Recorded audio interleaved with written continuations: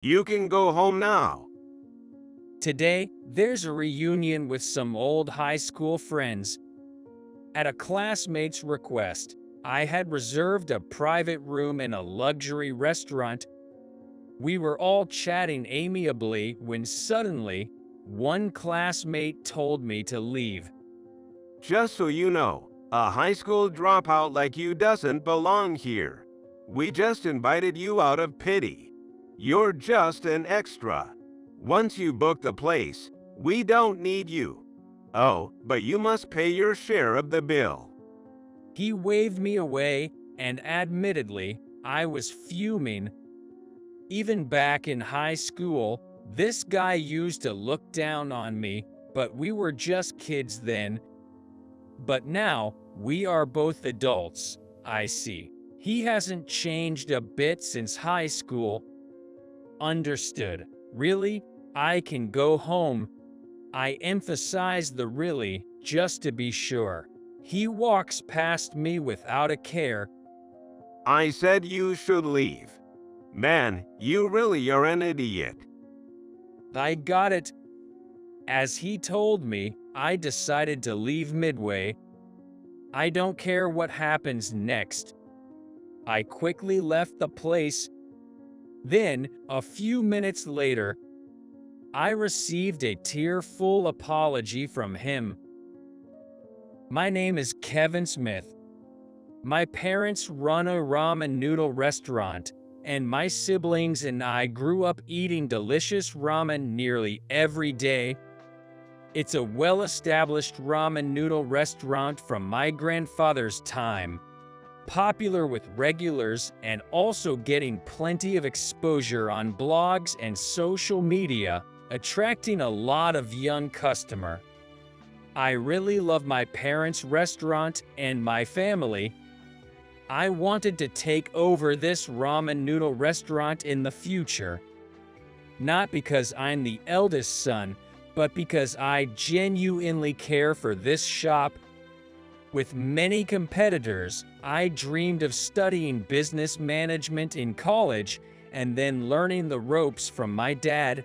I daydream about my adult self. However, I didn't have to wait long to take over the shop.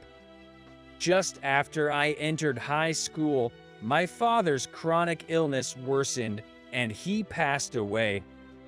Before he died, he told me this. You don't have to take over the restaurant. Do what you love. Not wanting to worry my dad, I held back my tears and responded cheerfully, "Then, I'll do what I love. I love your restaurant, so let me work at Smith Ramen." All right, now you're Smith the Third. And so, I succeeded as the third generation. I couldn't leave the restaurant to my mom alone, so I dropped out of high school and started working immediately. There was no time to study business management, so I left that to my younger brothers. I had to earn money for my brothers, who were still in middle school.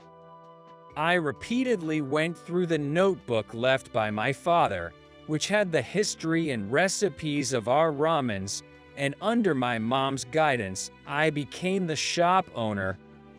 Our regular customers started visiting more often to see how we were doing.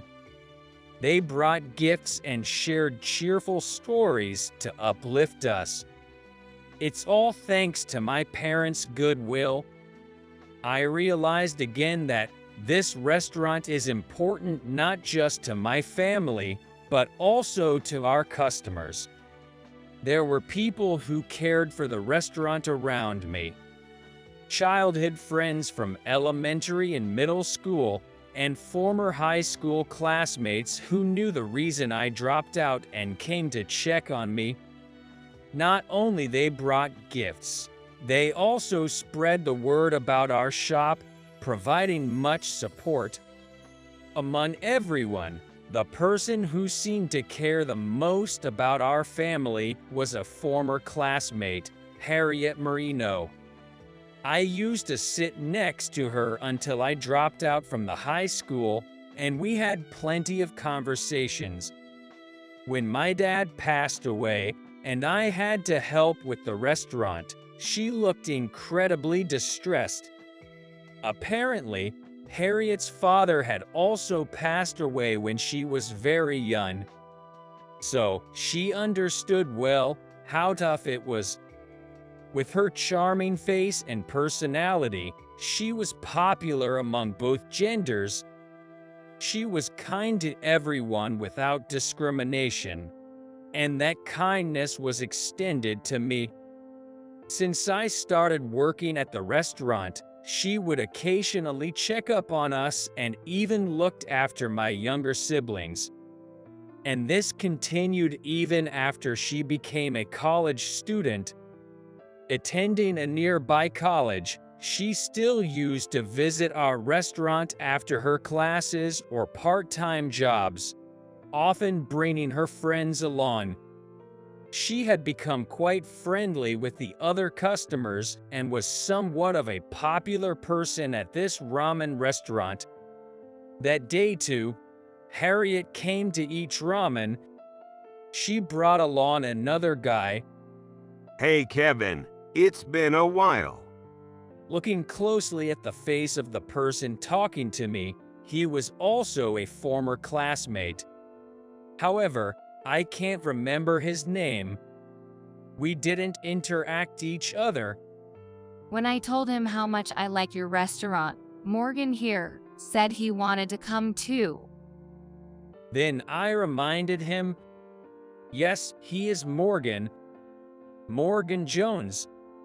In high school, I recalled Morgan having flashy hair, but now he looks more refined, much like a college student.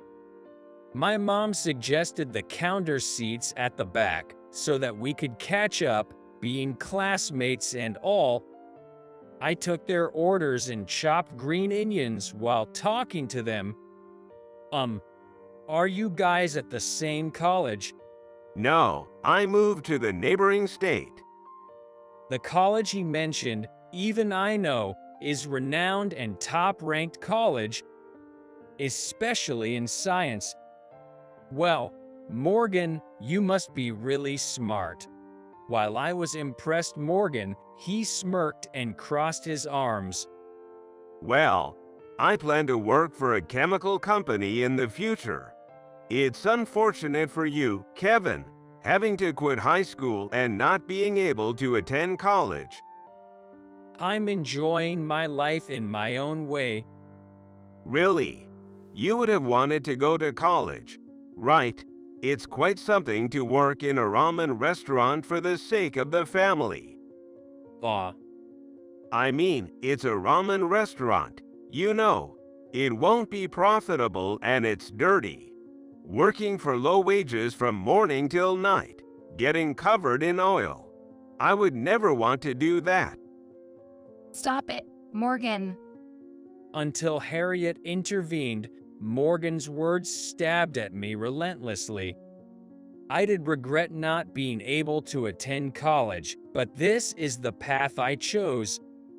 I felt as if he looked down not only on me, but also on my family and the profession of running a ramen restaurant. Isn't that a bit uncalled for? Running a ramen restaurant is wonderful. You like ramen too, don't you, Morgan? Harriet retorted on my behalf, her face filled with annoyance. However, Morgan continued, unperturbed. I like ramen, but making it a profession is another thing. I mean, it's a ramen restaurant. It can go out of business any time. While he continued, the ramens were ready. I placed the ramen bowls on the counter to interrupt their conversation. Here you go, thanks for the wait. Indeed, from the perspective of someone who attended a prestigious college like him, my choice to take over the family business might seem pitiable. I have no reason to be mocked, but changing his mindset is tough. It's frustrating, but I decided to cherish this shop.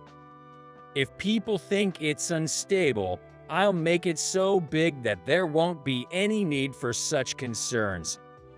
I made it my goal to turn this frustration into motivation to strive for having the best ramen restaurant in the local area. While preserving the original flavor, I researched new menu development and how my restaurant differs from others. I started ramen research by checking out restaurants recommended by friends. Eventually, to avoid making customers wait, I consulted real estate for expanding the restaurant and researched how to renovate by myself to lower the renovation costs. After continuing such efforts for several years, a certain publishing house contacted me. According to a food magazine journalist, survey results seemed to show that Smith Ramen was the most popular shop in this local district. Therefore, they wanted to feature us. That was the offer they contacted us with. My mom and I happily accepted it. Since then, about 10 years have passed and I've crossed 30. Thankfully, Smith Ramen is still thriving. Due to work, I was visiting a fancy restaurant in the city. Upon leaving the restaurant, I saw a face I hadn't seen in a long time. Of course, I hadn't forgotten his name. Morgan. Hey, is that you, Kevin? Morgan looked back and forth between me and the entrance of the restaurant, making a puzzled face. What are you doing in such a place? Well, I had some business. Yeah, right. You'd never come to a place like this for personal reasons. It's not a place for someone like you to come to, right? He was laughing uproariously. I haven't forgotten how he looked down on me in the past. However, it's immature to keep dragging up old grudges, and nothing good comes from bringing up the past. Morgan, you know this place. Of course. Our company president is a regular here, so I was surprised to see you coming out of this restaurant. Oh, you work at a good company, don't you? Kind of. More importantly, since we've met after so long, I don't have time now, but want to grab a drink sometime. Oh, let's have reunion here. A reunion? I do have the desire to meet classmates I haven't seen in years. However, there are certainly faces I've completely forgotten by now. It might be awkward. What should I do? Besides, if I get a chance to meet Morgan, he will probably make more sarcastic remarks. I'm not so sure. You know, there are many faces I've forgotten. Then, he lowered his voice as if he didn't know my feelings. Actually, Harriet is back here now. I was startled to hear that name. Harriet is my childhood friend who came to my restaurant many times. She moved about 3 hours away by car for a job. But she contacts me frequently and visits my restaurant every time she comes back. Indeed, she mentioned coming back since yesterday. I assume you've realized, but I have eyes on Harriet. Morgan's confession was expected. When we met again at my ramen restaurant, I somewhat expected that. I'm slightly surprised he still has feelings for her. So, I want to create more opportunities to meet under the pretext of a reunion. You know, will you help me? Well, if that's the case. Honestly, I didn't have a good impression of him, so I resist the idea of him and Harriet getting close. But it's up to them. Still, I want to meet Harriet. After hemming and hawing, I decided to agree. Technically, it's a voluntary reunion hosted by Morgan and me, but I don't know many contacts. So, Morgan gathered the members, and I took care of the restaurant reservation. Since he specified the restaurant we met before, I didn't have to choose a place and booked a large private room. On the day, Morgan led the toast in the middle of classmates I recognized and had forgotten. Getting 12 people together in 1 week is impressive, I think. Morgan, nice job getting a reservation at this place. This place is so expensive, it's usually hard to get in. And to think, it's only $100. Amazing. Well, it's a place I frequent for work. Conversations like this can be heard around. I made the reservation, but Morgan practically organized the reunion and settled on the date. It's not really something to fuss over. So, I decided to simply enjoy reminiscing and catching up with old friends. But really, Harriet has become incredibly beautiful, hasn't she? Upon someone's remark, eyes turned toward Harriet. In the half a month since I've last seen her, she's become even more beautiful. Even before graduating from college, her image changed from cute to beautiful, but she remained a graceful woman, retaining the traces of a beautiful girl. He's not wearing a ring. Seems she's not married yet. Indeed, there's no ring to be seen on her left ring finger. Since Morgan is pursuing her as well, she's undoubtedly still single. Each time we meet, I secretly worry a marriage announcement is coming, but it seems there's still time. However, Morgan is really clinging to Harriet. As he declared to me, he's been persistently keeping to Harriet's side. Has the alcohol loosened his tongue? His voice is audible from here. Most of it is him bragging about his job. He endlessly talks about his accomplishments and the prestige of being employed by a top-tier company. Sure, it's not wrong to use one's ability and wealth to emphasize, but Harriet just gives a wry smile. Is she used to hearing this, or is she just not a fan of such talks?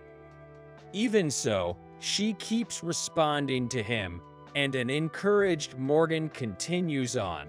It's become an endless loop. After a while, Morgan left the room, presumably for the bathroom. Harriet quickly got up and unceremoniously sat next to me. Harriet. Kevin, it's been half a month. Is everyone well? Oh, Mom and the brothers said they want to see you again. Oh, and Luke got a job. Luke is my youngest brother. When he was little, Harriet used to help his study. Really? Then we must celebrate. Can I visit the restaurant the day after tomorrow? Yay, everyone will be happy. Great. I've been missing the ramen from your restaurant. Harriet's smile, unlike earlier, was as lovely as ever. I hope I'm not being too self-conscious. While this was happening, Morgan returned. Noticing Harriet's absence, he looked around. Morgan's back. Don't you want to return? I tried asking, but she was nodding her head. No, it's a reunion. It's strange to stay in one place, right? I wanted to talk to Michelle and Clara, but he barely let me leave. At that moment, she made eye contact with her friends mentioned. They waved, and Harriet waved back. Then, I'll go over there for a bit. Okay. As Harriet left, my friends surrounded me in amazement. Were you close with Harriet? Seriously, Are you two an item? No, we are not like that. She often came to eat our restaurant ramen, so we just kept in touch. I do have secret feelings for her, but there's no need to delve into details. While we were engaged in casual conversation, I felt the urge to use the restroom, so I excused myself and stepped away from my seat. In the corridor on my way back, I was stopped by a disgruntled voice. It was Morgan. Hey, Kevin, what's the big idea? He seems a bit flushed. Smells like booze. He appears to have had quite a few drinks. This confrontation is probably about Harriet. I said I had eyes on Harriet. Right. Why were you talking to her? The guy's drunk. I need to be careful with my response. When you left the table, she probably just wanted someone to talk to and came to me since she knows me. She's talking with her girlfriends now. What? You guys seem pretty close. It seems that's how it appeared to him too. He's staring hard. He grabs my collar and glares at me, visibly upset. You've always been like this, huh? Dropped out from the high school, Pua running a little diner. But Harriet is kind. She cares about you. Riding high, aren't you? She's just being nice to you out of pity. You get it, right? In what world would Harriet be a match with a high school dropout running a diner like you? Harriet deserves someone with a promising future who works at a decent company, like me. You don't have to go that far. I didn't expect to still be looked down upon because of my background. Just to let you know, you don't belong here or with Harriet. But since having you around makes it easier for Harriet to come, I invited you out of necessity. You're just an extra. Know your place. Harriet belongs with me. If you can't understand that, then just go home. Your role here is done. He dismissively gestures with his hand, and that really gets to me. I get it. I understand very well that you don't think highly of me, but really, I can go home. I emphasize the really just to be sure. Morgan walks past me without much concern. That's what I'm saying. Just go. Seriously, dude, such a dimwit. I got it. I return to the venue and get my belongings together. Oh, you're leaving? One of my friends asks, so I nod. Yeah, got some urgent stuff to do. Oh well, you're a busy guy. Let's grab a drink again sometime. Sure. Oh, can you give this $100 to Morgan later? I hand my friend a $100 bill, then exit the room. At the reception, I'm about to inform them that I'm leaving early when I notice Harriet is there. Kevin, are you leaving? Harriet, yay, I have some errands. Okay, then I'll go home too. What? It seems Harriet is ready to leave too. Why, you should stay and enjoy with everyone. I already made plans to have dinner with someone I want to see again. Plus, if I stay till the end, it seems like Morgan might follow me home. Oh, I see. While putting on her beige pumps, Harriet sighs in frustration. I overheard the conversation earlier. Morgan was being so rude to you. That's embarrassing that you had to hear that. You weren't embarrassing at all, but Morgan, he was the embarrassing one. After hearing that, I didn't want to be with him, especially since I've turned him down twice already. Really, I didn't know that. That was news to me. He attacked twice. That takes some guts. He's always been the same, showing off his skills, bad-mouthing people he thinks are beneath him, and always bragging. It's hard to listen to him because he always judged people by his standards. Ignoring isn't the right thing either. That must have been tough for you. And yet, she tried so hard to listen to Morgan, making him think he still had a chance. It seems not all attention is necessarily good. In that regard, you haven't changed either, Kevin. What? Does she mean I'm still timid and uneducated? I anxiously wait for Harriet's words. Are you overthinking? I always thought of you as someone who's considerate and polite to friends. Realizing I was being praised, I felt relieved. But at the same time, I felt embarrassed. You don't have to flatter me that much. It's making me blush. I'm just telling the truth. As she said this, it seemed like Harriet's face was turning red as well. Is it because of the wine, or maybe the situation?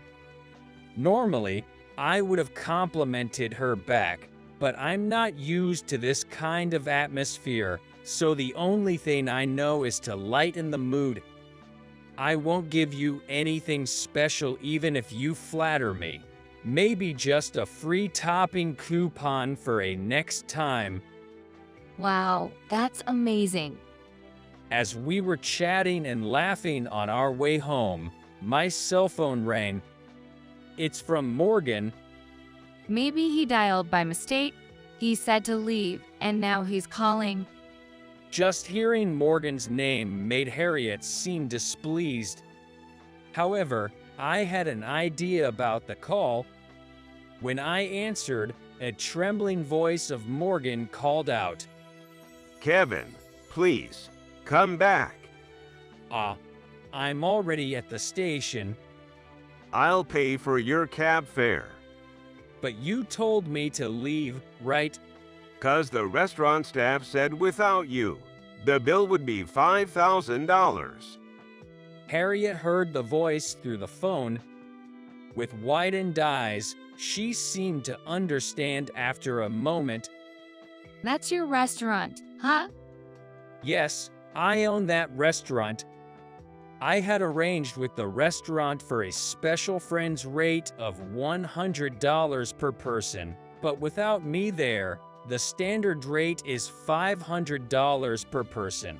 Given the 10 people at the restaurant, that's $5,000 in total.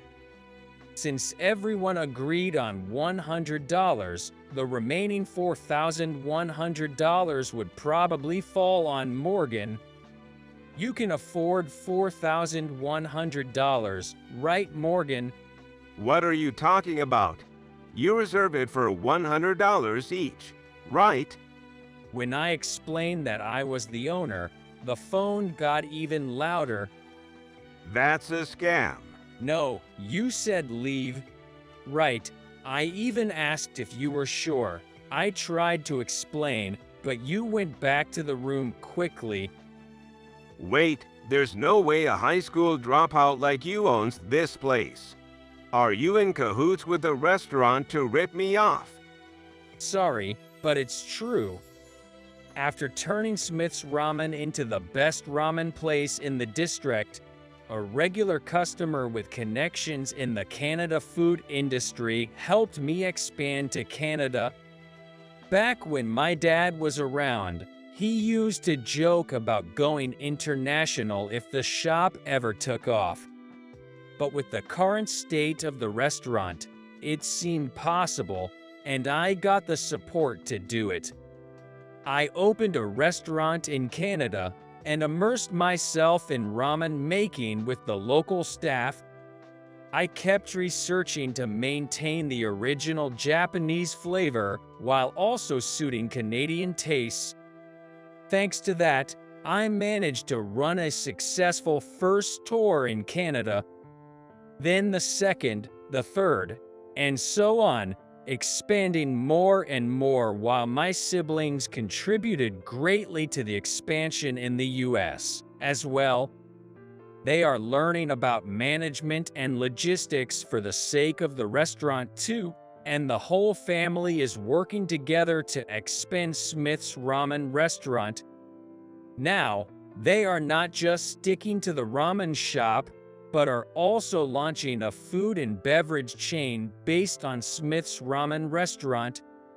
This year, they finally made it to the food and beverage industry's sales ranking. While explaining this, I decided it was high time to return to the restaurant with Harriet, feeling somewhat sorry for him. When I met Morgan last time, he was just using his restaurant for entertainment. I didn't say anything because I didn't want to flaunt it and upset him. I met Morgan again at the reception, who seemed quite upset. He seems to be quite angry about not having received an explanation from me. Seeing him like this, the other classmates seemed annoyed. This is unfair. You're setting me up. The moment he recognized me, he stepped forward as if to bark and grabbed my collar. A middle-aged man passing by spoke to him. "Oh, isn't this Morgan? What? Oh, boss. What's going on? Raising your voice like that? Oh." Next, he looked at me and reached out for a cheerful handshake. "Are you Kevin? It's been a while." Likewise, it's been a while. Thank you for your patronage today. "Yes, whenever we have a meal here, the negotiations always seem to go well. It's almost a jinx." He laughed heartily, then looked back at Morgan. As Morgan said, he is the boss of the company where Morgan works. I know him personally, and he has been very helpful to me. A generous and solid adult. I secretly aspire to be like him. "Do you know Morgan?" Yes, we were high school classmates. "I see. The boss then notices the $5,000 receipt in front of Morgan. Morgan, did you splurge this much? Indeed, the food here is impeccable, but..." Boss, he's a con artist. Don't be fooled. "What are you talking about?" Morgan, it's better not to say unnecessary things. He's trying to swindle money from me. If Morgan hadn't made the situation bigger by himself, it would have been settled more amicably. He seems more drunk than when I saw him earlier. He doesn't realize that he is at a disadvantage. Actually, I reluctantly explained the situation to the confused boss. After listening to the story, the boss scolded Morgan with his eyes raised. "I didn't know you were such a person to do such embarrassing things." His words seemed to sober Morgan up a bit, who shook his head vigorously. No, it's not like that. I was a bit drunk. Or should I say, it was informal. "I can't entrust hospitality or sales to someone who gets drunk like that. I don't know what he might end up doing. You're not a student anymore. You should act more responsibly." The boss sighed deeply and bowed to me, remembering that he had left his companions in the room. "I'm really sorry about this. I will visit again to apologize properly." Not at all. Please don't worry about it. It's his personal matter. "I can't just let it be. I will explain about Morgan punishment then." Leaving those words, the boss left. Left behind were Morgan, who was staring at the boss's retreating figure in astonishment, and classmates making awkward faces. Later, I heard that Morgan, who was the face of the sales department, was demoted to another department due to difficulties in interpersonal relationships. It seems he will have to relearn how to be a member of society from scratch. Due to this incident, it seems he really can't show his face to my classmates anymore, and he stopped bothering Harriet. At the same time as receiving that report, Harriet confessed her feelings to me. I need to somehow get Morgan to give up, or I think it would cause trouble for you.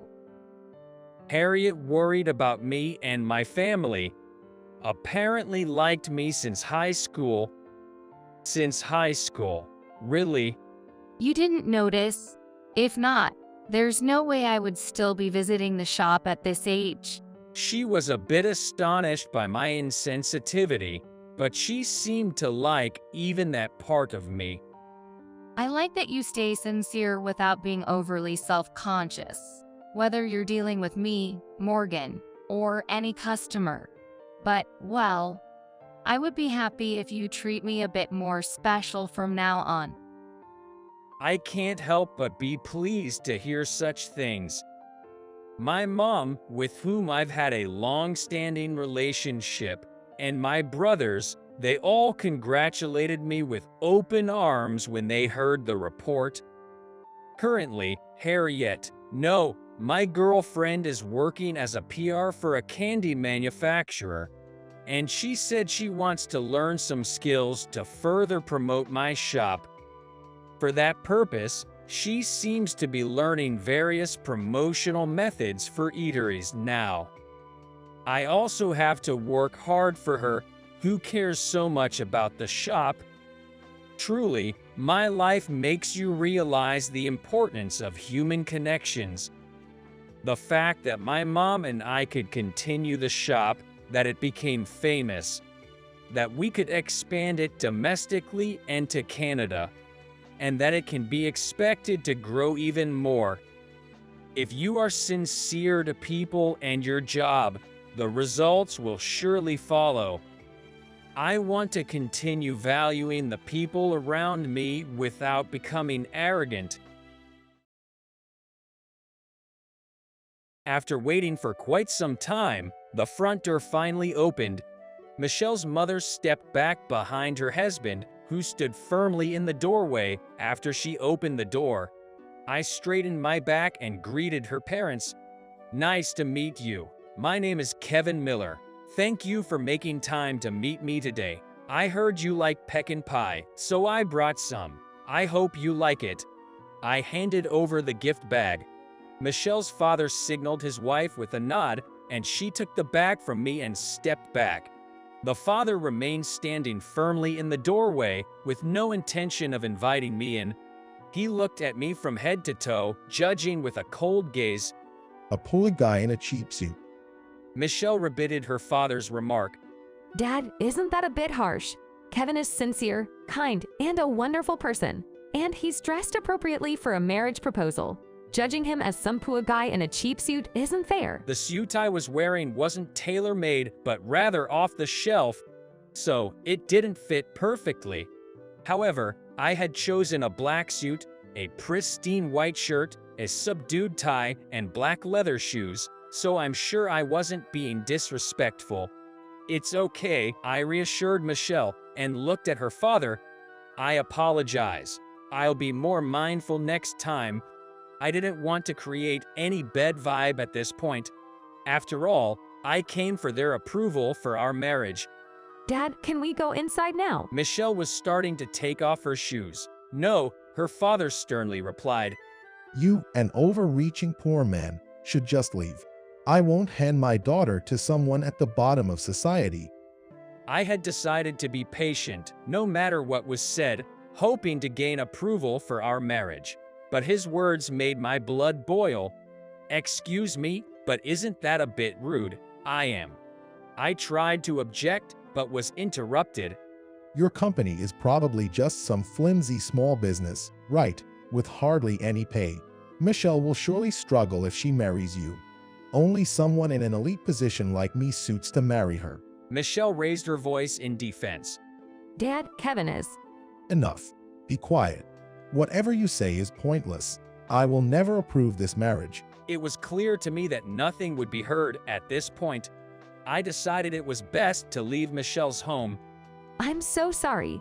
This is why I didn't want to bring you here. Michelle apologized, looking remorseful. Michelle and I met at a college club where she was my junior. Being 2 years younger, Michelle was always passionate in whatever she did. Even when things didn't go well, she remained positive, bringing a good vibe to the club. Over time, I became attracted to her and we began dating. Having graduated and started working before her, our opportunities to go on dates became less frequent. Still, she always supported me, cheerfully saying things like, "Just hearing your voice makes me happy and lifts my spirits." With her, I believed we could build a home full of smiles after marriage. Feeling this, I proposed to her after reaching a significant milestone at work. "Please always stay by my side and keep smiling. Will you marry me?" In response to my words, Michelle showed the happiest smile I had ever seen and nodded. Let's build a happy life together. Thank you. After getting engaged, I expressed my desire to greet her parents about our marriage. However, Michelle hesitated, making a rare grimace. My parents, especially my dad, are very stubborn and has a big ego. It might not be a pleasant experience for you. I had never heard Michelle talk about her parents before. The reason I learned for the first time was that her parents had been controlling her since she was young, never really listening to her opinions. They had decided where she should study, both in high school and college. She never thought of going against their wishes. But after meeting you, Kevin, my perspective changed. As the club president, I came up with an event idea that had never been done before. I actively approached other colleges and organizations to discuss it and take action on my own. Many were inspired by my proactive nature. When job hunting, I didn't apply to the company my parents recommended, but chose a field of my own interest, securing a position. Even though the job was within commuting distance, I decided to move out and start living on my own after being hired. I often returned to my parents, but every time I was met with sarcasm and comments treating me as if I were their property. Gradually, I visited them less and less. By the time Michelle accepted my proposal, I only went back home during Thanksgiving and Christmas. Other than that, I just give them a brief call to update them. Upon getting engaged, instead of meeting in person, Michelle reported our engagement and her wishes for a formal introduction over the phone. Her father, who held a manager's position in a top tire company, took pride in his role. He had hoped for Michelle to marry someone from an elite background. When Michelle's father heard from her that I was a secretary, he opposed the marriage. A secretary? You just manage schedules, right? That's not a promising future. I won't let my daughter marry a man with no prospects. Michelle argued that this was not the case, but he wouldn't listen. Finally, she said that we would visit in 3 weeks on a Sunday and requested him to be available for a proper discussion. She then ended the call. I only see myself marrying you, Kevin. If my parents continue opposing, I'm ready to cut ties. Seeing Michelle so distressed, I smiled and embraced her, assuring her, "Don't worry, it won't come to that." A month later, Michelle's father would have no choice but to approve our marriage. That day, accompanied by my colleagues, I stood in front of the building where Michelle's father worked. I was dressed in a high-end tailored suit from a renowned tailor, which I had promised myself I wouldn't wear until I reached a certain level of success. Entering the lobby, I was met with an unusual scene. The executives were lined up, trembling. At the front stood the CEO with a pale face. Recognizing me, he started to apologize. I deeply apologize for the terrible comments made by Mr. Smith. We'll make sure this never happens again. Please continue the business with us. To them, my company was a major client. Terminating our contract would lead to significant losses. Mr. Smith, Apologize properly. CEO yelled, causing Michelle's startled father to snap back to reality. I had no idea. Michelle said you were a secretary. His reluctance to admit his mistake was evident. The secretary part wasn't a lie. Just last week, I was appointed to CEO during the shareholders' meeting. I calmly replied, I had worked as the chairman's secretary at a large corporation with over 100,000 employees. My role was somewhat akin to an overprotective mother. When it comes to business trips, I'd handle flight tickets and hotel bookings, and on the day, make sure nothing was forgotten in the preparations. Flights can sometimes get canceled or delayed, so I'd always be careful and create a schedule with a buffer. If plans got delayed, I'd promptly contact clients or the reserved places to ensure minimal inconvenience on their end. For family birthdays, I'd arrange gifts and flowers. Not only would I shop on their behalf, but I'd also sometimes research beforehand to find something they'd truly appreciate. Occasionally, family members would ask favors of me. The role of an assistant is to always be proactive in preparations, ensuring their principal doesn't face any issues, and if something does go wrong, to handle it with minimal risks. And no matter what, the chairman's needs always come first. Naturally, I'd arrive at the office earlier than the chairman, and even if I had personal plans post-work, if the chairman needed something, I'd drop everything to handle it. Perfection is constantly demanded, and praise is rare. Over 5 years, I learned about management under the chairman, earned his trust, and was taught leadership. Later, when the previous CEO resigned, the chairman recommended me. After the board's approval, I was elected CEO during a shareholders' meeting. Michelle's father finally accepted the truth. I deeply apologize.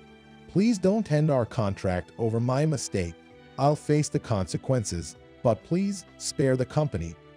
Although he had been rude to me, he was loyal to his company and had a high reputation at work. Approaching Michelle's father, you had knelt on the floor with his knees bent. I placed a hand on his shoulder. I'm sorry. I had mentioned to the former CEO that Mr. Smith had opposed our marriage, but I had no idea it had come to this. Saying that, he turned to face the CEO. There is no need to worry. We have no intention of cutting off any deals. I merely stopped by today to introduce myself as the new CEO.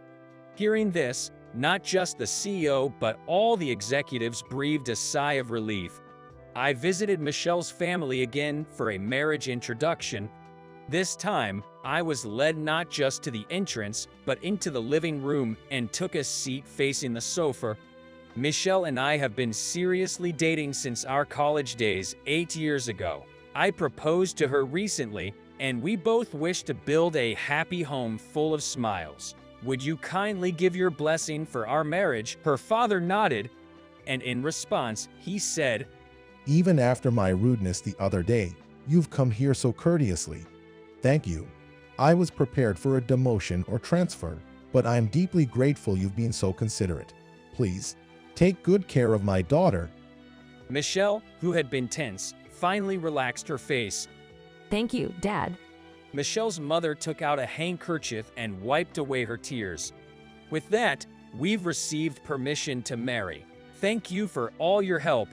I was astonished to hear that the former chairman had arranged for my father to give his consent to our marriage. We truly appreciate it. At the wedding announcement gathering, Michelle and I expressed our gratitude to the chairman. I'm just glad it worked out, the chairman said with a smile. When I walked into the lobby and saw all the company executives standing there, pale and trembling in a line, I was shocked.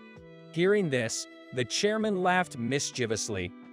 I thought I'd play a little prank, but I might have gone too far. I did apologize to the CEO. Over the past 5 years, the chairman and I had become more like close family than boss and employee. I had told the chairman about my girlfriend from college days and that I had proposed and gotten engaged.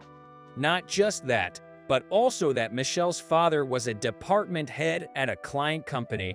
When I told him that Michelle's father had opposed our marriage, he took matters into his own hands. He contacted the CEO of Michelle's father's company, Patterson, informing him about the harsh words he had spoken against me, who is about to become the new CEO. He said I was furious and mentioned that I would be visiting them soon. The CEO mistook this as a threat to end the business relationship, which led to all the ruckus. After the storm comes a calm, they say. The chairman laughed it off, but the CEO must have been petrified. I felt bad for him. You got the green light for the wedding, but there might still be some issues leading up to the ceremony and reception. You think you'll be okay? Michelle confidently replied. We won't let our parents interfere. It's our wedding after all. She was no longer the girl who had everything decided by her parents. There was a strong determination to live life on her own terms. I vowed to support and walk beside her, creating a home filled with smiles and happiness. This isn't a place for folks like you. You aren't well off. Certainly, we haven't been blessed with good circumstances. Nevertheless, we siblings have supported each other to come this far. I was truly infuriated by the classmates who sneered at us. There are no watches for poor people like you. A cheap one from a dollar store is enough for you. Just go home. My little sister, with a determined look, stared back at the classmate who tried to shoo her away with a dismissive wave of his hand. Is that so? Since we can't afford the watch, I'll cancel our reservation. Can you refund the deposit we've paid? With that, she handed a bill for the watch to the classmate. Huh? Is this? My name is John Smith. My parents passed away in an accident recently, and I've been staying with relatives along with my elementary school sister, Emily. It must have been tough. We can't provide much luxury, but you're welcome to stay with us until you graduate from high school. I'm currently a senior in high school, and my sister, Emily, is in the 6th grade. Our relatives took us in, although temporarily when we were left in shock by the sudden loss of our parents. I should be grateful to our relatives. However, our relatives' family is so big, so my sister and I feel uncomfortable. I had to give up on going to college and started working part-time after graduating high school to save up for living expenses and a place for my sister and me. We did have some inheritance from our parents, but I wanted to reserve it for Emily's future, and more importantly, I had to contribute to the household expenses while staying with our relatives. So I dropped out of high school around the time the 2nd semester began. John, are you coming home late again today? Emily, holding her favorite stuffed animal, looked up at me with concern. Lately, Emily hasn't been her usual cheerful self. She's the youngest among our relatives, and I worry about her being bullied, so the sooner I save up money and find a place of our own to move out, the better. I'm sorry for making you feel lonely. We'll be leaving here soon to live together, just a little while longer. I patted Emily's head and continued cycling along the still brightening road. In the mornings, I work a newspaper delivery job. My boss here has been understanding of my situation and has been quite supportive.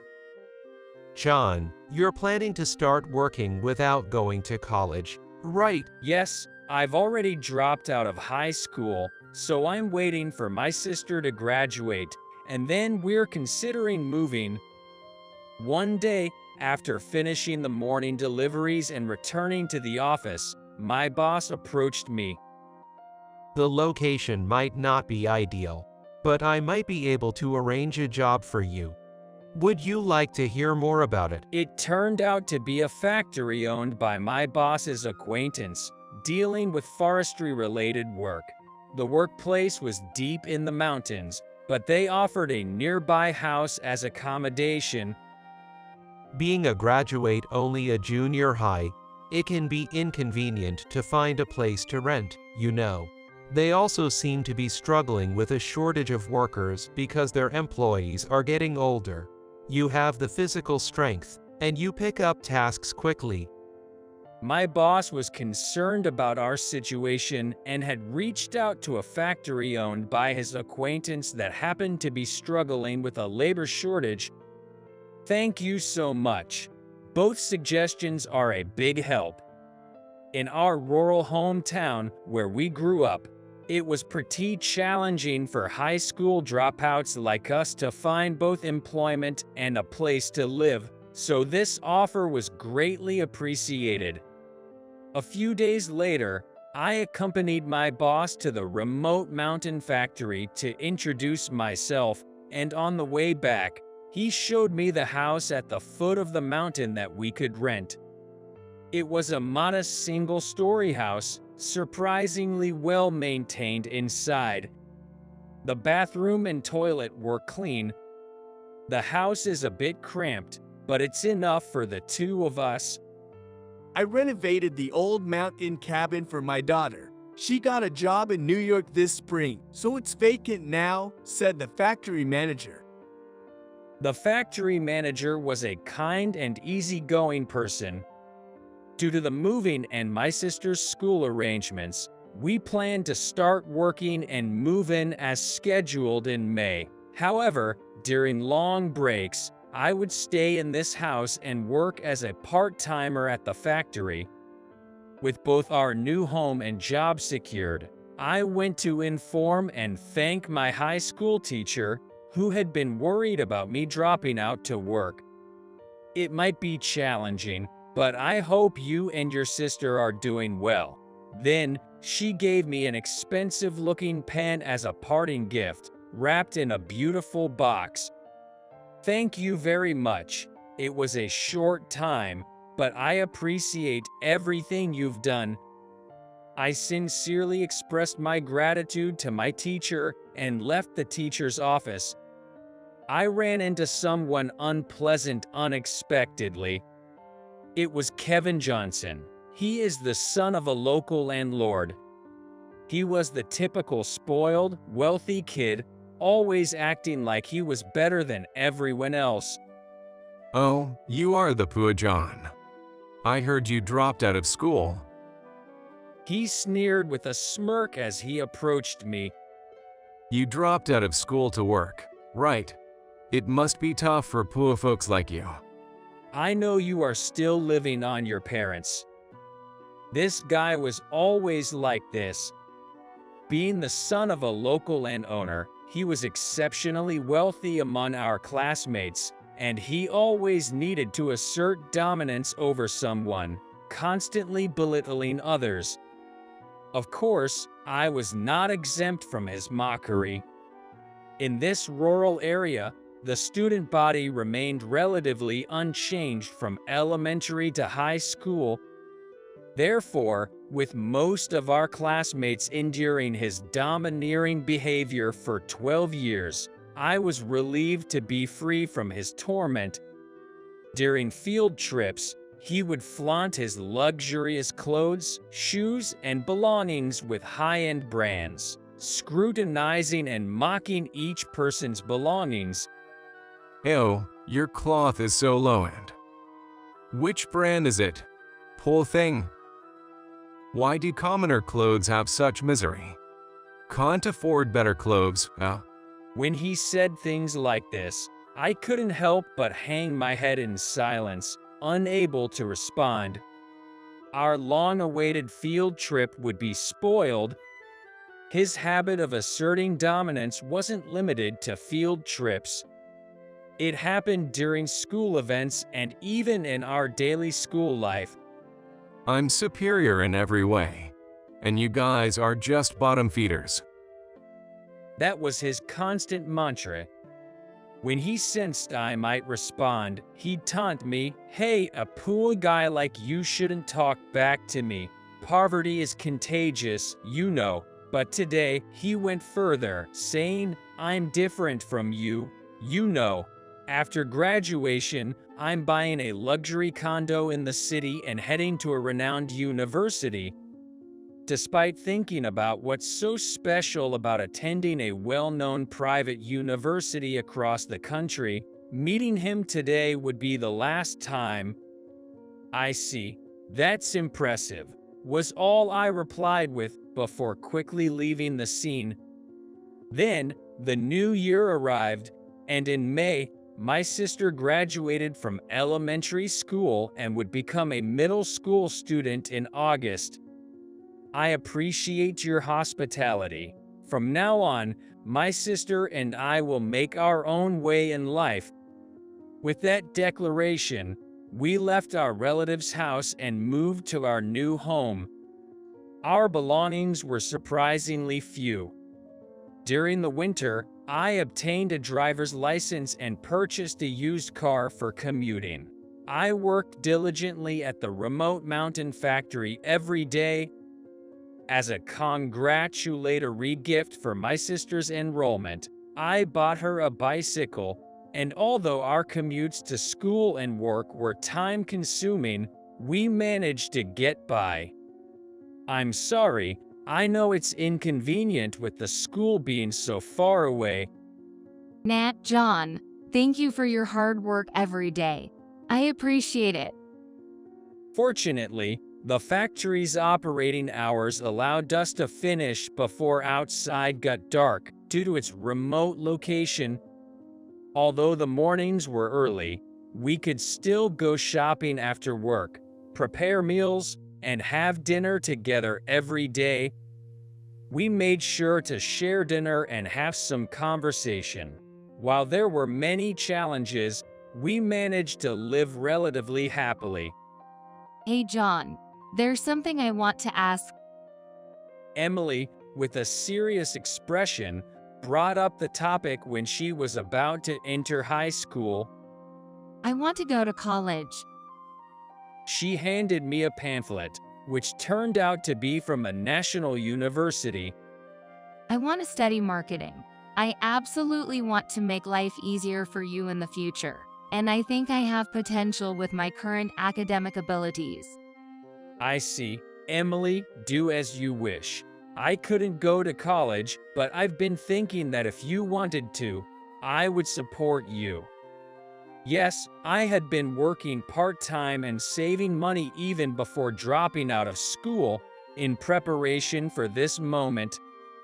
We were able to rent this house at a low cost through the factory manager's connections, and we weren't indulging in any significant luxuries. So, I had enough savings to send Emily to an ordinary private university. When I told Emily, she said, "Thank you. I'll definitely repay you," and worked even harder in her studies.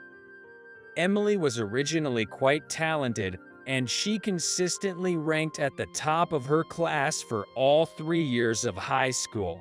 She also achieved her goal of being accepted into the national university she aspired to. Okay, I'm off. I'll be back during summer vacation, Thanksgiving, and Christmas, so don't look so sad. I'll work hard and come back. With those words, carrying only a few belongings, Emily boarded the train. This house, where we had supported each other for 6 years, shouldn't have felt particularly spacious, but it suddenly seemed much larger. Both Emily and I were determined to do our best in our respective endeavors, and I returned to my daily work routine. Even though it was a national university, living alone would surely be costly, so I sent her a monthly allowance. Over the course of 4 years, I eagerly looked forward to Emily's return during the long breaks, where she would share stories of her college life. Hey John, I'm doing just fine now. Thanks to you, I've secured a great job. As spring approached, marking nearly 5 years since summer had left, I received a cheerful phone call with this wonderful news. She had landed a job at a renowned marketing company. Oh, that's incredible. You've really worked hard. I couldn't hold back the tears as I heard the news over the phone. Since we had left our relative's house together, I think we faced numerous hardships along the way. It wasn't an easy journey by any means, and there were many times we had to endure difficulties. I want to go to college. Those were the first words Emily had ever asked of me. What are you talking about? I've come this far thanks to you. Emily exclaimed, and we praised each other. 6 months after Emily started her job, I received a letter along with an airplane ticket from her. To my big brother, it's my turn to repay you this time. The date on the ticket happened to be on my birthday. Hello, Emily, I hastily called her. Oh, big brother, did you receive the ticket? Come visit me. I'll be waiting. Over the phone, Emily laughed mischievously. On the scheduled day, I took half a day off to match the airplane's arrival time. Although I was a bit late, I was heading to the meeting in my commuter sweatshirt and sweatpants. Sorry for doing this on your birthday. You're going to see Emily, right? Take your time. The manager gave me a 2-day off for tomorrow and the day after. I barely made it onto the airplane in time. It'll take about 2 hours to reach the place where Emily is waiting. I wonder if it's okay to meet her for the first time in a while dressed like this. Despite my farts, I drifted off to sleep for a brief moment. Hey John, long time no see. As soon as I arrived at the station, Emily rushed towards me. It had been about half a year since we last met, but I felt so nostalgic and reassuring. It must have been a long journey. Thank you. So, do you have any plans for today? Follow me. She took my hand and led me to her car. It felt fresh to ride in a car driven by Emily. While chatting about trivial matters, we arrived at a high-end watch store. We're here. She encouraged me to get out of the car. I've been taken care of by you all this time, so I wanted to give you a lifetime watch as a gift. Oh no, no, no. I'm dressed like this. And besides, something this expensive. I was pushed into the store forcibly, and I was left in disbelief when I saw someone familiar. Welcome. Wait, what? It's you, Smith. It was a local classmate, Kevin Johnson. What's with that outfit? This isn't the kind of store for poor folks like you. He gave us an annoyed look and made a shooing gesture. Emily immediately stepped forward. I came to buy a birthday present for my brother. Is that not allowed? Wow, you're really begging your sister for a watch. You're utterly hopeless. Johnson scoffed.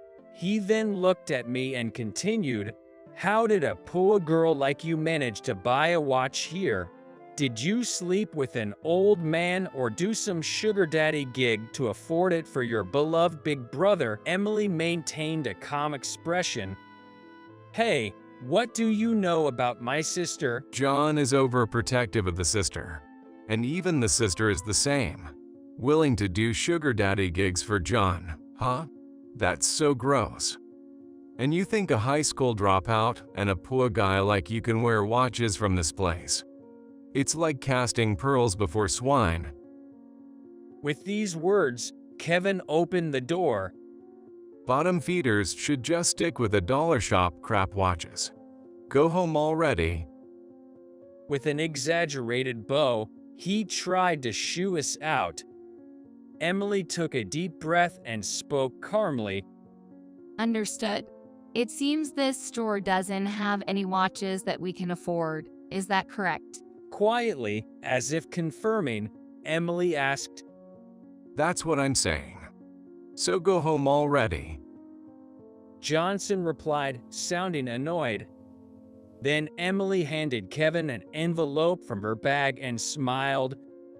In that case, I will cancel the watch I had reserved and request a refund for the advance payment I made. Kevin glanced at the envelope with an expression that seemed to say, "What is this?" and reluctantly checked its contents. His face turned ashen in an instant. Inside that envelope was a receipt for the reservation deposit of $200,000 for a limited edition watch that Emily had reserved. She had prepared and customized this high-end watch, thinking it would suit me. And she had already paid $150,000 as the reservation deposit. Upon hearing the commotion, the store manager came out. What's all this commotion about, Miss Emily? We've been waiting for you. Your reserved watch is ready. Please come this way. The store manager, upon seeing Emily, greeted her respectfully and tried to guide her to a meeting room in the back. However, Emily shook her head and said, "I'm sorry, but can we cancel the reservation? It seems that this store doesn't carry watches that are within our budget. We'll go ahead and purchase a watch that suits our." She glanced briefly at Kevin as she spoke. Kevin's face turned pale, and he trembled. Kevin, what's going on here? The store manager, who had been trying to assist us moments ago with a gentle expression, now wore an angry expression that made him unrecognizable. However, he quickly redirected his attention towards us. Our staff at this store has been insulting. This is regarding the refund of the reservation deposit. Given the substantial amount, we will follow up with an apology and process the refund later. The manager bowed deeply. He seemed to be assessing Emily's mood. Don't worry. This incident isn't the store's fault. It's his mistake over there. I won't write about it because I didn't come here for that today. The store manager, understandably, tried to gauge Emily's reaction. Understandably so, as Emily was famous in SNS, and one of her articles could significantly impact a store's reputation. When Emily began her university studies, I had purchased her a high-quality computer as a gift, thinking it would be useful for her classes and future work. As part of her marketing studies, she had started a review blog as Emmy.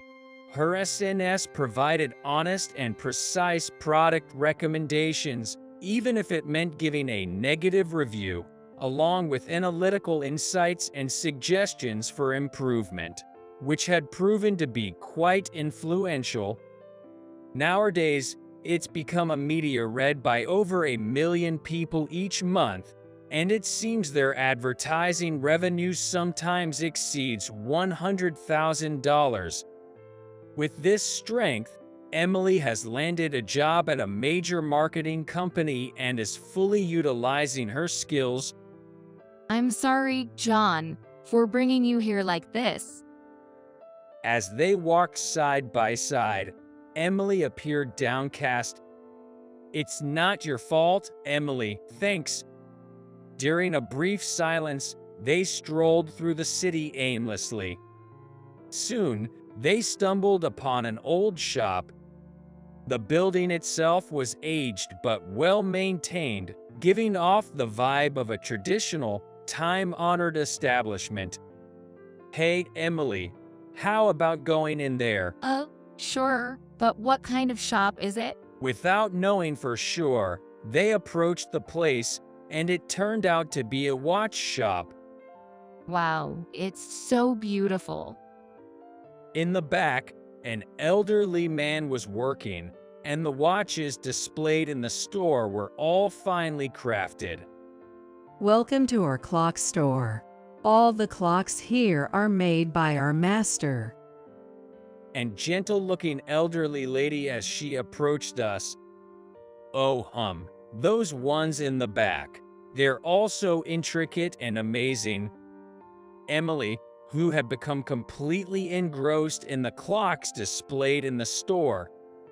I persuaded the elderly lady to let us watch the elderly man's work up close. I was impressed by how he worked quickly yet meticulously. Apparently, he had been making clocks here for over 40 years. Hey John, this one looks like it would suit you. Emily pointed to a particular clock. The elderly lady smiled proudly. Oh, you have good eyes. That's the masterpiece our master created among all these clocks. All of them are like his own children. Those are the only things I make. The elderly man, working diligently in the back, muttered softly. When he briefly looked up, his eyes were filled with confidence. I purchased the clock and immediately wore it on my wrist. It felt like a perfect fit. After thanking the elderly couple, we left the store. In the end, it turned out to be a great purchase, right? We got their permission, and when we get back, I'll have to write a blog post. Emily's expression had brightened, contrasting with how she looked earlier. Over the years, that clock from that day continued to tick on my wrist. We had become close to the elderly couple, visiting their clock shop regularly for maintenance. Stuart, I'll need another maintenance session soon. Oh, Mr. John, I'm truly delighted that you're taking such good care of it. I'll take a look at it right away, so please take your time. Now, during the maintenance sessions, we would even sit down and have tea with the elderly couple. By the way, could you please thank Emily for us? Thanks to her, we've had more customers coming in lately. The elderly lady beamed as she spoke. Afterward, Emily introduced the Stuart Clock Shop on her SNS, and it became a massive hit. Now, it's a popular shop with a year-long waiting list. Recently, it's been so busy that it's almost overwhelming. A happy dilemma. The old man said, his face showing a faint smile. As they chatted, more customers continued to visit the shop, making reservations. Here you go. As he handed back my clock to me after the maintenance, it seemed to shine even more brilliantly than before. Thank you very much for taking priority, even though you're so busy. After thanking the elderly couple and leaving the shop, we noticed that the high-end watch store where we had encountered Kevin earlier was no longer there. After that incident, the shop manager and Kevin went to visit Emily with a gift of sweets. Emily didn't seem to mind the expensive watch anymore, but she declared that she would never forgive Kevin for his attitude towards me. As a result of that incident, Kevin lost his job at the watch store and faced substantial compensation claims for damaging their relationship with Emily, a valuable customer, and causing the $200,000 deal to fall through. He hasn't returned to our hometown, and his whereabouts are unknown.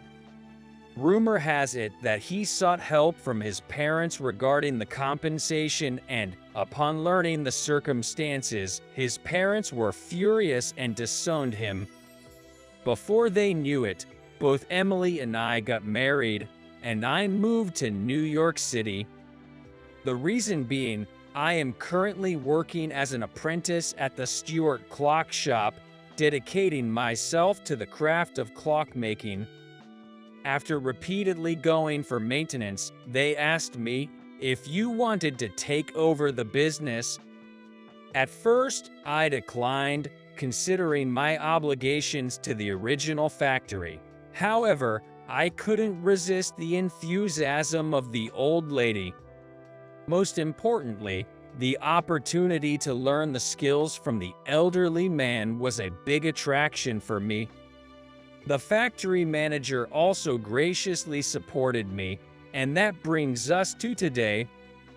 Emily's family lives nearby, and we enjoy lively and warm days together. Although my student days were tough, the warm family I longed for is right here now. John, I've brought some snacks. Emily came to the workshop with her niece Natalie. I feel joy in savoring these happy moments.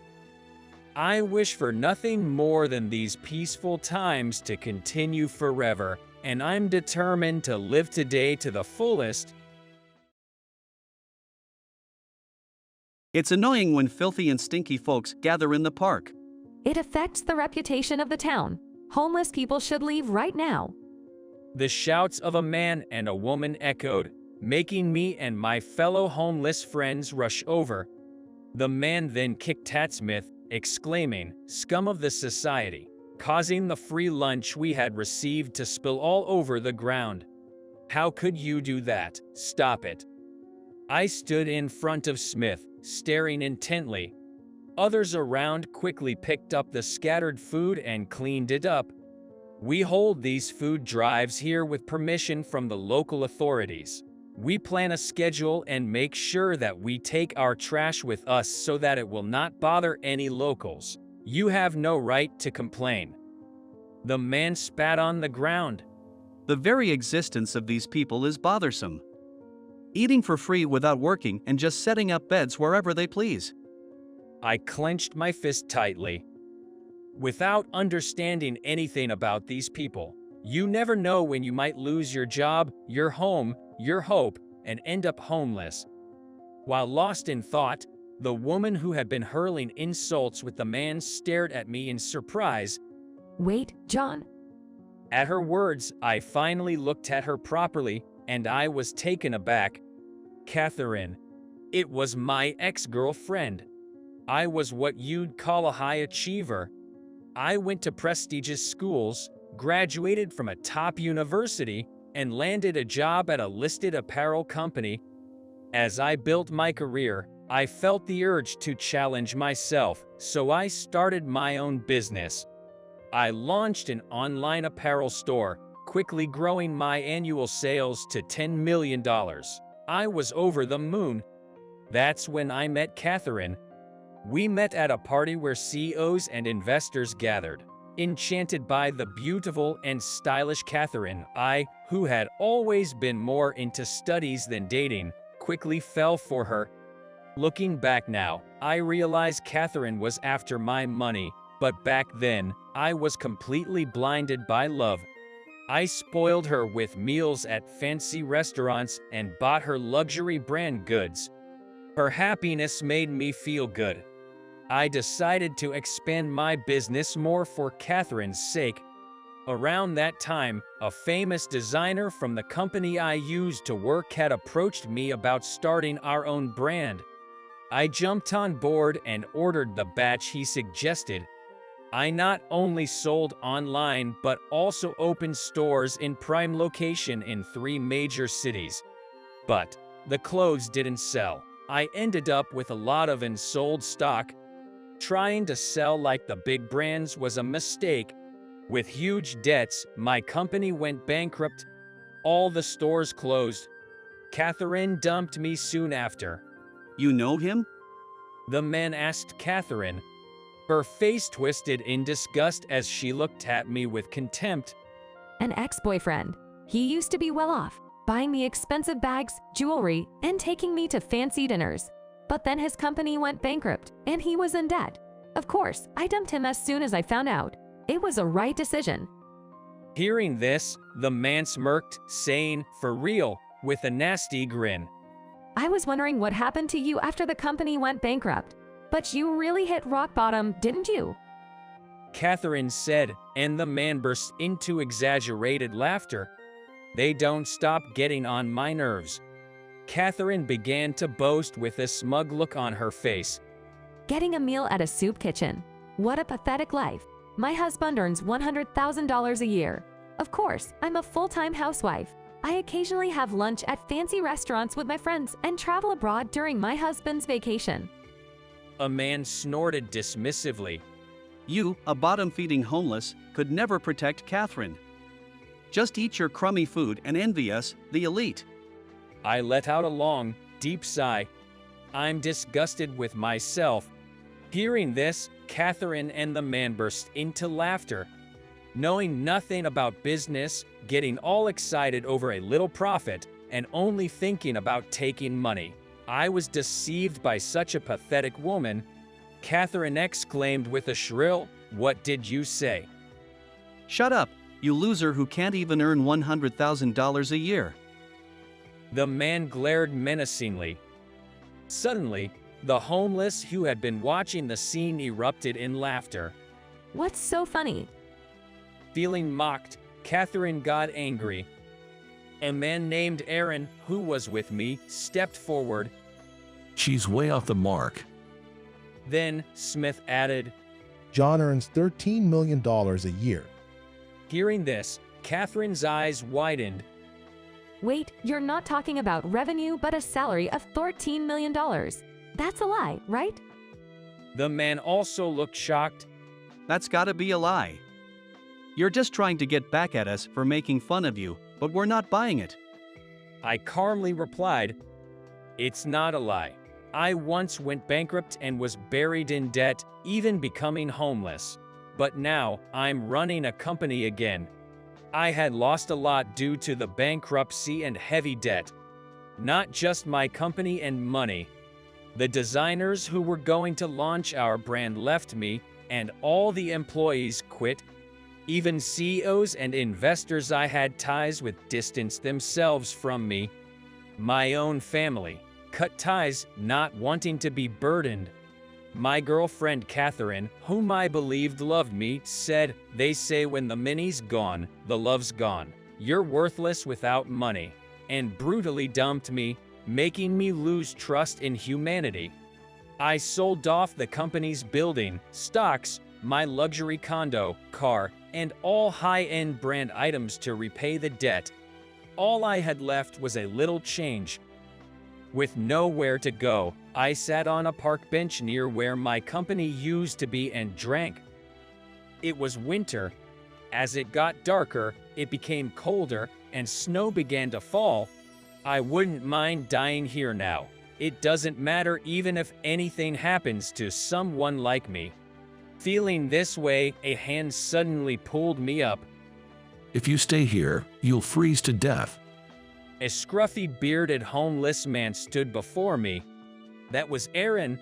When I told him I had no home to return to, Aaron took me to his makeshift shelter made of blue tarps. Just for tonight. He handed me a sleeping bag. Despite his gruff demeanor, I felt warmth, and tears welled up. That's when my life as a homeless began. Introduced by Aaron, I met other homeless people and learned about their territories, ensuring I stayed in places where I wouldn't cause it trouble.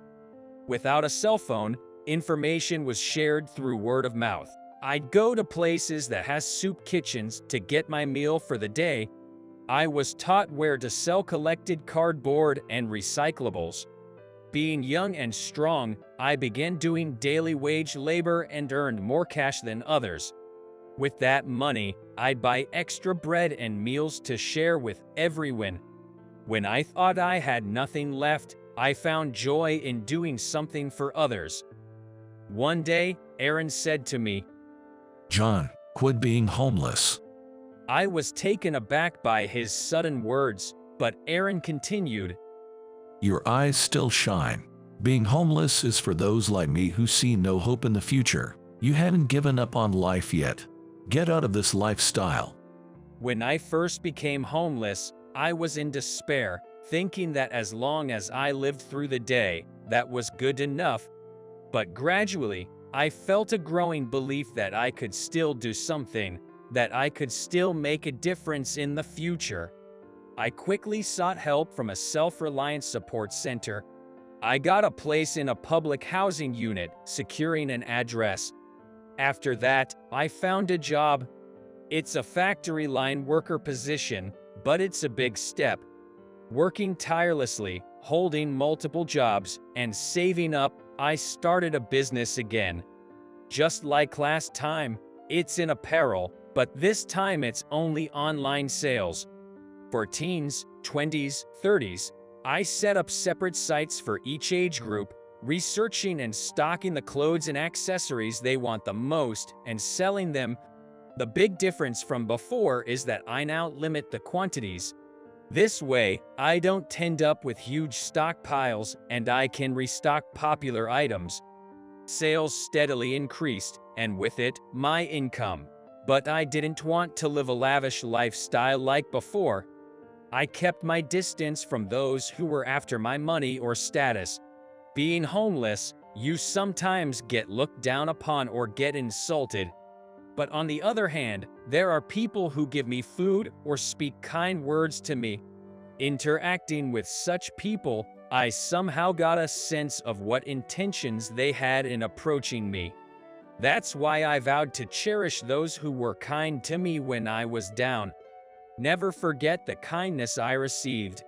And so, I provide food every week at this place. Today too, after distributing food to everyone, I was chatting and eating with my homeless friends, including Aaron. This is the apparel sales site I run. When I showed the site on my smartphone, Catherine was surprised. Oh, I know this.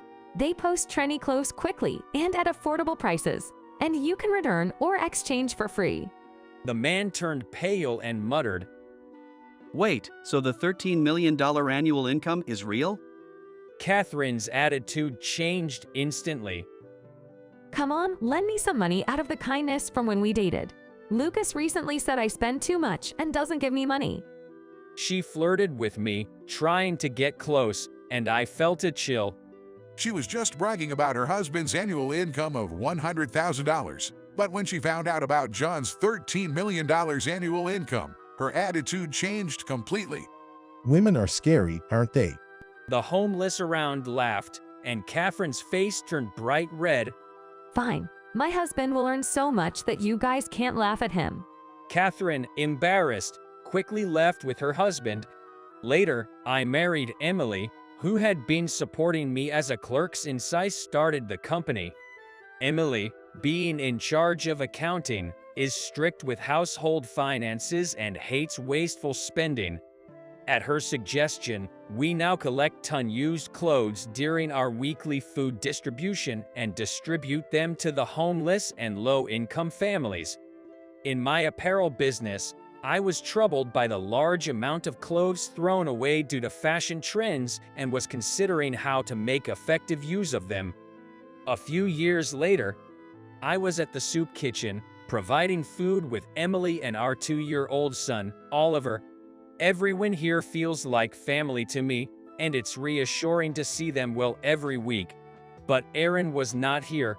He passed away last year, watched over by me, Emily, and our homeless friends.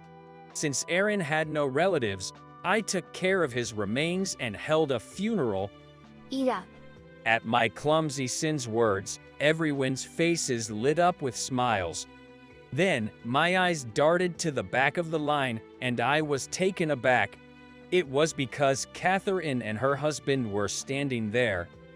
I wasn't the only one who noticed. Hey there, weren't you the one mocking the homeless for eating free food without working? You said those dirty, stinky folks should get lost, didn't you? As the heckling continued, Catherine and her husband looked down, visibly shaken. When it was their turn, I greeted them with a smile and offered them food. I work in sales at a company that designs corporate websites. I'm really good at planning and design, so I wanted to work in that department. But even after being with the company for 6 years, I'm still hustling around as a salesman. I'm not very assertive and more of a listener than a talker, so my performance isn't that great. The younger employees often mock me. John's only strength is that he's diligent. My boss often says with a sigh. I can't argue with that because it's true. Results are everything in this job. You know, if you don't get your numbers up, you can't transfer to the department you want. I know that, but I just can't seem to improve my numbers. At 28, I was feeling the pressure. But then, an opportunity came my way. The manager of the diner I go to every morning for breakfast approached me about creating a website for his chain. They have 30 diners nationwide specializing in siphon coffee, and he said the regional manager was on board with the idea. Here's Mr. Miller's card. He wants you to come to the headquarters when you have time. Really? That's great news. Thanks so much. Well, John, you've been a regular here since we opened after all. Good luck. The manager gave me a warm smile. I immediately reported to my boss. Company S. Way to go, John. He was so happy he kept patting me on the back. Well, it's not a done deal yet. Why are you being negative? You better go for it like your life depends on it. I mean it. His cheerful demeanor instantly shifted to a stern expression. Yes, sir, I replied and went to the company's headquarters the next day. After introducing myself at the reception, I was taken to a meeting room. Thank you for your time. I stood up, bowed slightly, and handed over my business card. Mr. Miller took my card with one hand, gave it a quick glance, and then carelessly threw it onto the table. So, what kind of websites do you make? He sat down heavily and asked me directly. I hadn't been invited to sit, so I took out my laptop and showed him some of the websites our company had developed. For businesses similar to yours, here's an example. This one's for a popular women's cafe with vibrant colors and gentle imagery. Our customers are mostly older folks, so not many of them are interested in the internet. I had to bite my tongue to keep from retorting. Then why did you ask me here? Well, I thought having a website might be a good idea in this day and age. Just design something decent and show me when it's done. All right. The entire meeting felt demoralizing. No matter what I proposed, Mr. Miller's responses were dismissive. He seemed disinterested and didn't even try to hide his annoyance. I could tell he was the type to enjoy making vendors jump through hoops. Having been in sales for 6 years, I've dealt with many people like him. The thought of future dealings with him was already making me feel depressed. Let me know when it's done and send me the estimate too. He blurted out and quickly left the room. I stood there the whole time. As I left the meeting room with heavy footsteps, I bumped into someone at the main entrance. Oh, sorry. I quickly apologized, and the person I bumped into replied in a calm voice, "No worries, I should have been paying more attention." I looked up to see a man in his 60s. He looked at me with a brief expression of recognition. Have I met him somewhere before? That thought crossed my mind, but I didn't voice it. The man smiled and asked, "Are you here for business with this company?" "Yes, I'm here regarding a website design request." A website, that's great. May I have your business card? I handed him my card, and he examined it carefully before tucking it into his breast pocket. Thank you. Until next time. The man then walked towards the elevator hall. He was an intriguing individual, but I didn't give it much thought and stepped outside the building. My boss entrusted me with this project, and I was excited to get started. It was the kind of work I'd always wanted to do, so I took it home every night to perfect the plan. A week later, I reached out to Mr. Miller. He wanted to see it the next day and suggested a cafe behind the train station. I arrived 5 minutes ahead of our scheduled time and saw Mr. Miller already sitting there with a coffee, engrossed in his smartphone. I'm sorry for the wait. No problem at all. Sit down. Want a coffee? Yes, please. He signaled the waitress and ordered a hot coffee for me. He seemed to be in an unusually good mood today. Without further ado, here's the proposal, and this is the estimated cost. Aha. Mr. Miller glanced at the documents. However, he quickly handed them back. Looks good to me. Is there anything you'd like to add or change? No, unless you want to redo the whole thing? No, but before I could say more, our coffees arrived. I had put a lot of thought into this proposal. Of course, I was confident in it. But could he really make a decision in just the 5 minutes before our coffee arrived? Had he even read through it all? So, what's in it for me? He asked with a sly look. What does he mean? This project wouldn't exist without me, right? Yes, that's correct. I heard about it from the store manager. It was my idea to give it a go, right? Of course, I'm truly grateful. Then show it. Prove it to me. What do you mean? I genuinely didn't understand, so I asked him. Mr. Miller clicked his tongue in annoyance. You're John, right? You're pretty slow. I'm surprised you're in sales. I'm sorry. You know, business is all about a win-win, right? What Mr. Miller then shared was utterly despicable. In essence, he wanted to inflate the estimate and pocket the difference.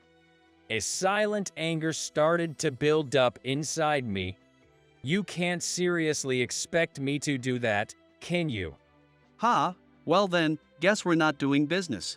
Mr. Miller's smug grin infuriated me. But I knew if I reacted violently, it'd be game over. I clenched my fist and endured. I remembered the cafe manager telling me, hang in there. I was so happy with my first assigned project and worked late every night wanting to do a good job. All of it felt so hollow and painful. If those are the terms, I'll have to decline the offer. Upon hearing that, Mr. Miller's face changed.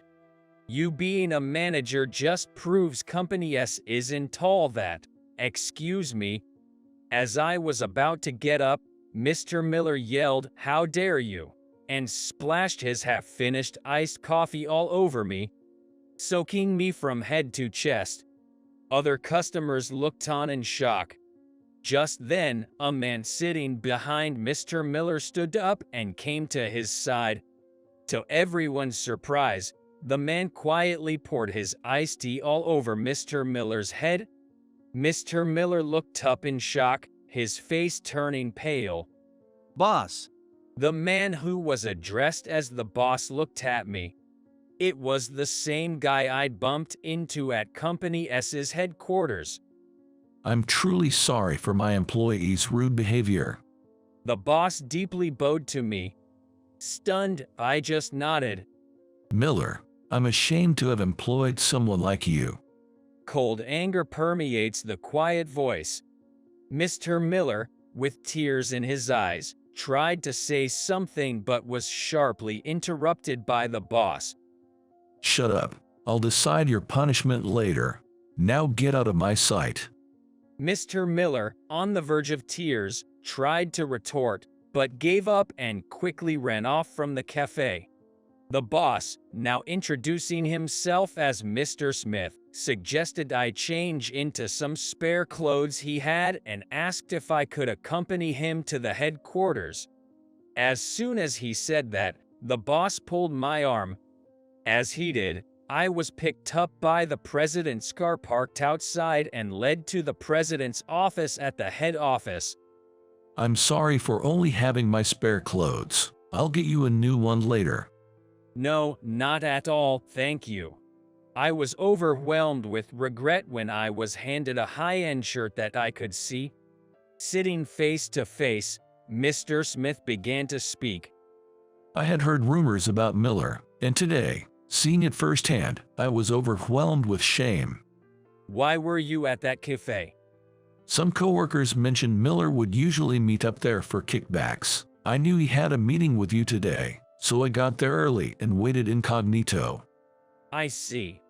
Looking at his distressed face, I had a strange sense of familiarity. It felt as though I had met him somewhere before. Thanks to your refusal, I was saved. This is the second time you've helped me out. Second time. We've met before. Don't you remember? When asked, I frantically searched my memories. Then, a particular memory stood out. Could it be at the bar? Yes. Do you remember now? A joyful expression covered Mr. Smith's face, taking me back to the time we first met 8 years ago. That's right, it was when I was still in college. I was having drinks with a friend at an inexpensive bar. At the bar counter, Mr. Smith was seated next to me, drinking alone. He was talking to the bartender, ranting about something, and I couldn't help but eavesdrop.